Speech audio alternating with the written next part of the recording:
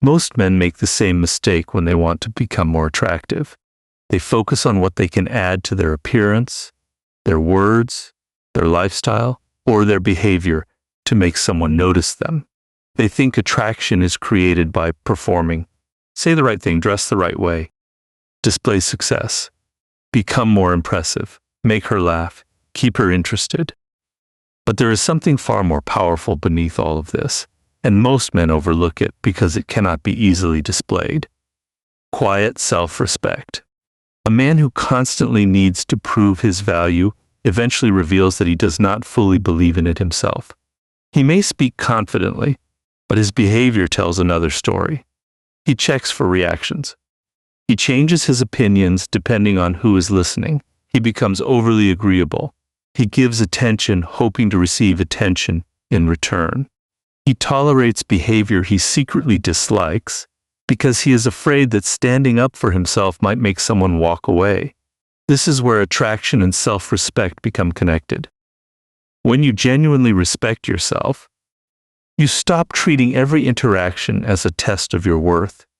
You can meet a woman you find attractive without immediately deciding that you must impress her. You can be interested without becoming desperate. You can enjoy her attention without depending on it. There's a quiet confidence in that kind of man. He does not need to announce his status. He does not need to dominate a room. He does not need to tell everyone how successful, intelligent, or desirable he is. His behavior communicates enough. He moves according to his standards rather than constantly adjusting himself to gain approval. Consider what happens when you walk into a conversation believing you have something to prove. Your mind becomes occupied with performance. You begin monitoring every word. Was that joke good enough? Did she laugh? Does she seem interested? Should I text again? Should I change what I said? You are no longer experiencing the interaction. You are studying her reaction to determine how you should feel about yourself. Self-respect breaks that cycle. It allows you to remain interested without becoming consumed. It gives you the ability to say what you actually think, even when your opinion may not be universally accepted. It allows you to disagree without becoming hostile, and to accept rejection without turning it into a personal humiliation. This does not mean becoming arrogant, cold, or emotionally unavailable. Arrogance says, I am better than you. Self-respect says, I know who I am, and I do not need to diminish myself to be accepted. Those are completely different forms of confidence. And this is why quiet self-respect can be more powerful than obvious displays of status. Status can attract attention, but character determines how you carry that attention. A man can have money, appearance, or social influence, and still behave as though he is begging to be validated. Another man may possess none of those obvious advantages, yet his calmness, standards, and certainty make his presence difficult to ignore. The goal is not to become someone women cannot resist. The goal is to become someone who no longer needs to manipulate attention because he has developed an identity strong enough to stand without it. When you stop trying to impress and start building genuine self-respect, your behavior changes first, and eventually, other people notice the difference. Once a man stops trying to impress everyone and begins developing genuine self-respect, another quality becomes visible: emotional self-control. This is one of the most underestimated forms of strength because it does not always look dramatic. It is not about suppressing emotion or pretending that nothing affects you. It is about feeling everything without allowing every feeling to control your behavior. Many men believe that showing strong emotion proves how much they care. They respond immediately when they feel jealous. They become defensive when they feel criticized. They send multiple messages when they sense distance. They become angry when they feel disrespected, or excessively affectionate when they fear losing someone's attention. The emotion itself is not the problem. The problem is surrendering control to it. A man who can remain composed when emotions rise possesses something rare. He does not need to react instantly. He can pause. He can observe what he is feeling before deciding what to do with it. That small space between emotion and action is where self-mastery develops. Imagine a woman suddenly becomes distant. The insecure reaction is to chase clarity immediately. You start asking what happened, whether she is upset, whether you did something wrong, and whether she still cares. You are trying to eliminate uncertainty because uncertainty makes you uncomfortable. But emotional control allows you to tolerate that uncertainty without abandoning your dignity. You can care without panicking. You can notice a change without immediately creating a story around it. You can give someone space without interpreting it as rejection. This kind of composure does not mean playing games. It means refusing to let fear write your next move. The same principle applies to jealousy. Jealousy often feels like evidence that you should act, but emotion is not always instruction. Feeling threatened does not automatically mean there is a threat. Feeling insecure does not automatically mean someone has done something wrong. A disciplined man learns to separate what he feels from what he knows. That distinction changes everything. When you react impulsively, you reveal exactly what controls you. If someone can make you angry with a sentence, they have discovered a button. If someone's delayed response can destroy your mood, they have discovered another. If praise makes you feel powerful and criticism makes you collapse, your emotional state is being controlled from the outside. Self-control gives that power back to you. And there is something naturally compelling about a person who does not become emotionally chaotic under pressure. He does not need to raise his voice to establish strength. He does not need dramatic displays to prove that he cares. His calmness becomes its own form of communication. But do not misunderstand calmness as emotional emptiness. A man with self-control can still be affectionate, passionate, playful, vulnerable, and deeply invested. The difference is that his emotions are expressed intentionally rather than explosively. He chooses when to speak. He chooses when to step back. He chooses when a reaction is worth having. This creates emotional stability, and emotional stability creates trust. People feel safer around someone whose mood does not swing wildly with every small event. They know that disagreement will not automatically become chaos.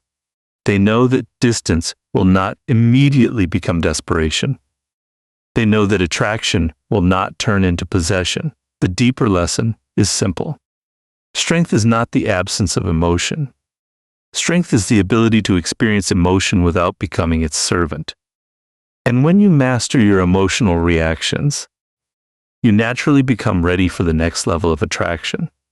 Having a life and identity that does not revolve around anyone else. Once you learn to control your emotional reactions, another truth becomes impossible to ignore. Your life must remain yours.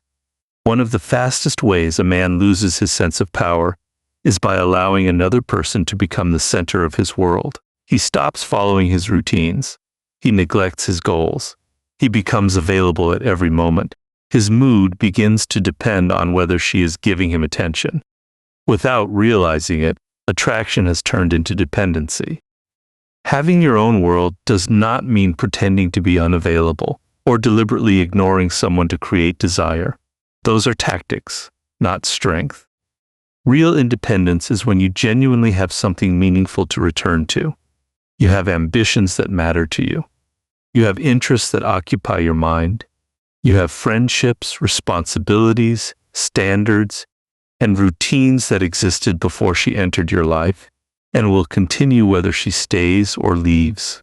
Think about the difference between a man who wants someone in his life and a man who needs someone in his life to feel complete.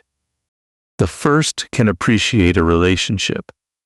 The second can become controlled by it. When your emotional stability depends on another person's attention, you become vulnerable to every change in their behavior. A delayed message can ruin your evening. A canceled plan can make you question your worth. A small disagreement can suddenly feel like a threat to your entire identity. But when your life has direction, one person's behavior does not have the power to rearrange your entire emotional world. This is why purpose matters. A man who is building something has an internal source of momentum. He wakes up with responsibilities. He has skills to develop, goals to pursue, problems to solve, and standards to maintain. His attention is valuable because it is already invested in something meaningful. That does not make him emotionally distant. In fact, it can make his attention more meaningful. When he chooses to spend time with someone, it feels like a choice rather than an escape from boredom. He is not looking for another person to give his life direction. He is inviting someone into a life that already has direction. There is also a psychological difference between obsession and curiosity. Obsession says, I need to know what she is doing. Curiosity says, I enjoy discovering who she is. Obsession demands constant access. Curiosity allows space. One creates pressure. The other allows connection to develop naturally. Your own world also protects you from overinvestment. If you have nothing else happening, you will naturally make one person the most important event in your life. Every interaction becomes exaggerated. Every message becomes significant.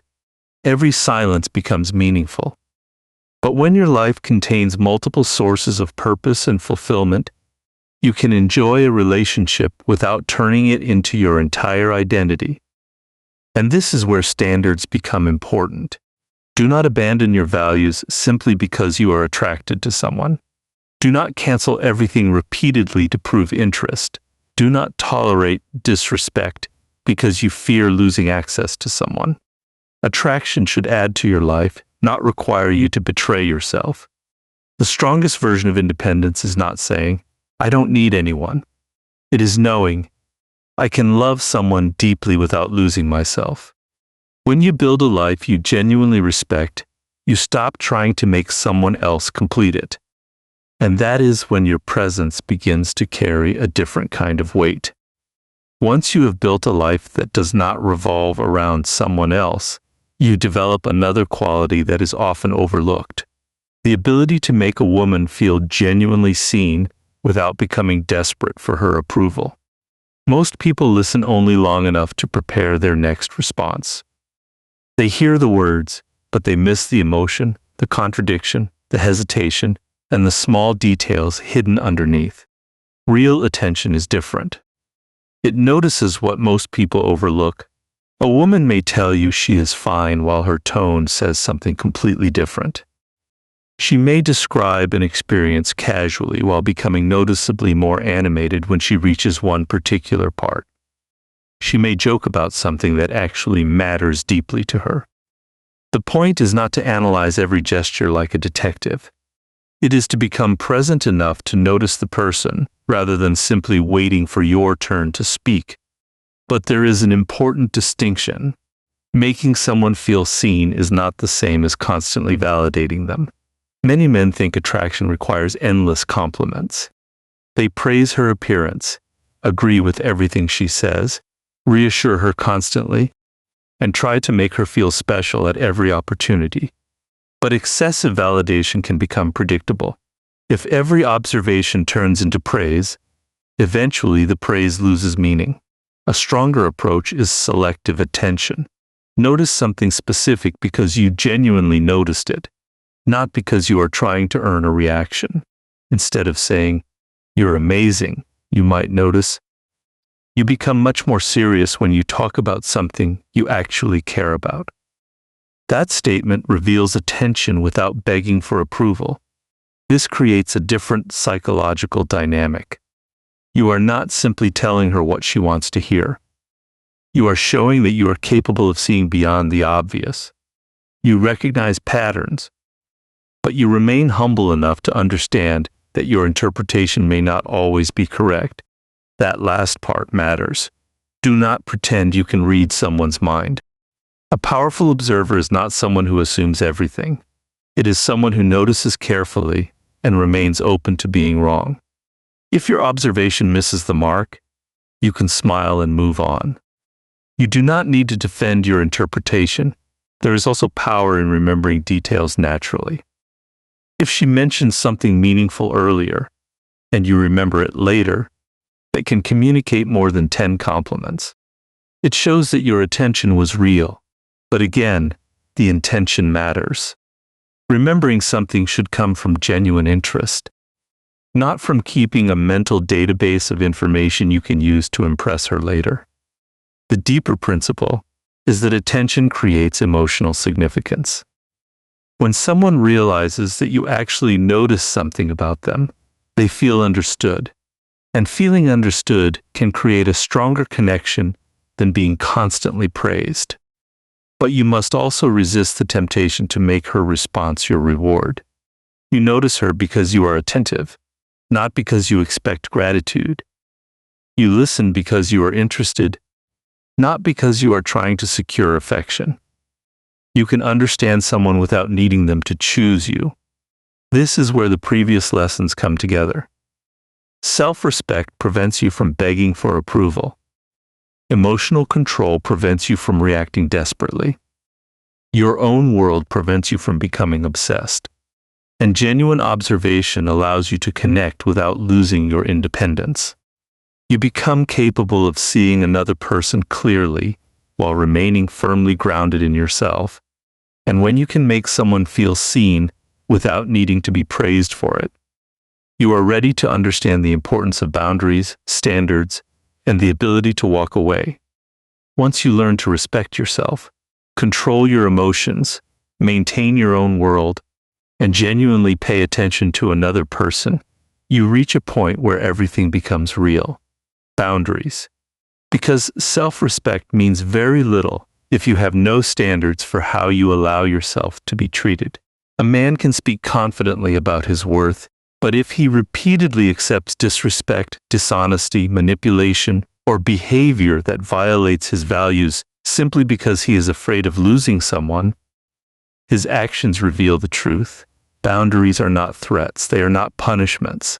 They are not a way to control another person. A boundary simply tells you what you will participate in and what you will not. That distinction matters. You cannot force someone to behave exactly as you want. You can only decide what you will do when their behavior crosses a line. For example, if someone repeatedly cancels plans at the last moment, you do not need to create a dramatic confrontation. You can calmly decide that you will no longer organize your schedule around unreliable behavior. If someone speaks to you disrespectfully, you do not need to prove your strength by becoming aggressive. You can address it directly, and if the pattern continues, create distance. That is the difference between control and self-control.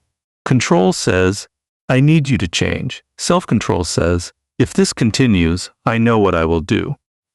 This mindset protects you from one of the most destructive forms of neediness, tolerating what you would normally reject because you are afraid that saying no will cause someone to leave. The fear of losing someone can make a man negotiate against himself. He accepts less. He excuses more. He becomes increasingly anxious while telling himself that he is simply being understanding. But there is a difference between patience and self-abandonment. Everyone makes mistakes. Everyone has bad days. Strong relationships require flexibility. But flexibility should not mean abandoning your standards entirely. You should be able to recognize the difference between an isolated mistake and a repeated pattern. Standards also make your choices clearer. Instead of asking, how do I make her stay? You begin asking, is this relationship actually healthy for me? Instead of wondering how much disrespect you can tolerate, you decide what kind of relationship you are willing to build. Your attention becomes intentional because your standards give it direction. And there is something powerful about knowing that you can walk away, not because you want to threaten someone with your departure, but because you understand that staying in a situation that destroys your self-respect is not a victory. Sometimes leaving is the most disciplined decision you can make. The ability to walk away also changes how you communicate. You become less reactive because you no longer feel trapped. You can discuss a problem without begging. You can disagree without panicking. You can express disappointment without creating a dramatic scene. You know that if a relationship cannot exist within the boundaries of mutual respect, you will not destroy yourself trying to preserve it. But walking away should never become a performance. Do not threaten to leave just to make someone chase you. Do not manufacture distance to create fear. Do not use boundaries as psychological weapons. A boundary loses its meaning when it is designed to manipulate. Real strength is quieter. You communicate your standards once, clearly and respectfully, then allow your actions to speak. When you know what you will tolerate and what you will not, your confidence no longer depends on being chosen.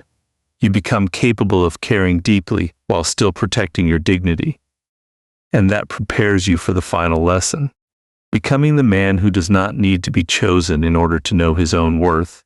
When you reach this final level, the entire subject changes. You are no longer asking what you can do to make a woman attracted to you. You are asking what kind of man you become when you no longer need anyone's approval to feel valuable. That distinction is the foundation of real confidence.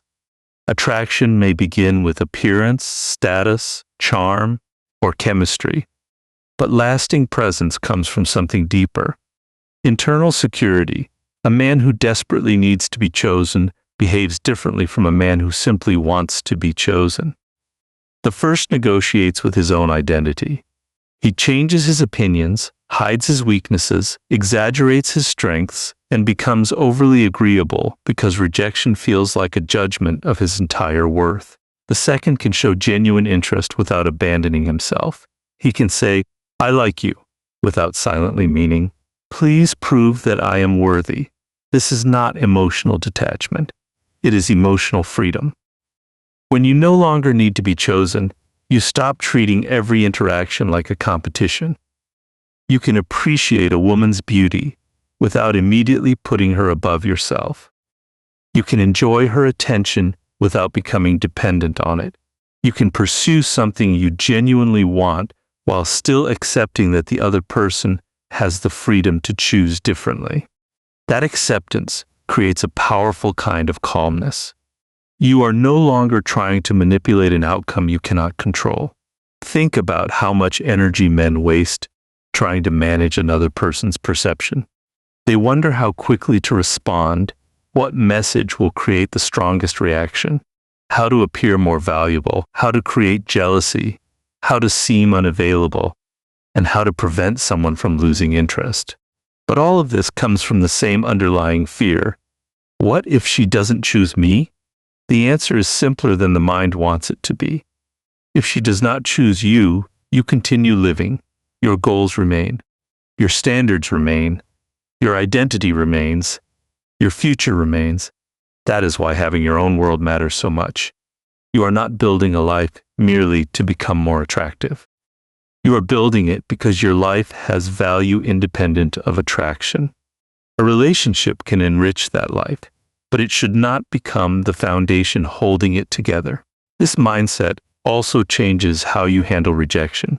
Rejection can hurt, and pretending otherwise is unnecessary. But pain does not have to become humiliation. Someone declining your interest does not automatically mean you are inadequate. It simply means the connection was not mutual. A secure man can accept that without turning bitter, desperate, or vindictive. And when someone does choose you, you appreciate it differently. You do not treat their affection as proof that you finally have worth. You recognize it as a choice made by another person who sees something they value in you. That makes the relationship healthier because you are not constantly demanding reassurance that you deserve to be there. This is the paradox. When you stop making attraction the goal, your presence often becomes more attractive. Not because you have learned a secret manipulation technique, but because desperation has disappeared. Your attention becomes intentional. Your words become calmer. Your standards become clearer. Your emotions become more stable. Your life becomes larger than the relationship. You can pursue without chasing. You can care without becoming dependent. You can be vulnerable without surrendering your dignity. You can love deeply without losing yourself. That is the real lesson behind everything we have explored. Quiet self-respect, emotional control, an independent life, genuine attention, strong boundaries, and inner certainty are not tricks designed to make someone desire you. They are qualities that make you respect yourself regardless of who desires you. And when you no longer need to be chosen, you finally become free to choose what deserves your presence.